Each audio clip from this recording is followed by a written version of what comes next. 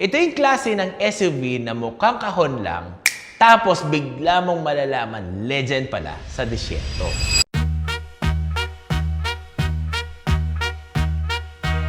Things you need to know about the Nissan Patrol Y61 short wheelbase. Una, sobrang ikli niya compared sa normal na Patrol.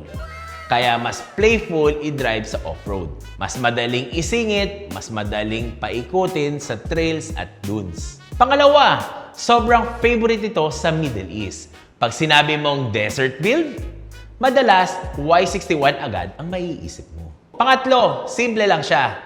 Walang masyadong arte, pero yun din yung dahilan kung bakit gustong-gusto siya ng off-road guys. At pang-apat, iba pa rin ang aura nito kapag nakasetup siya ng tama. Hindi trying hard maging luxury SUV.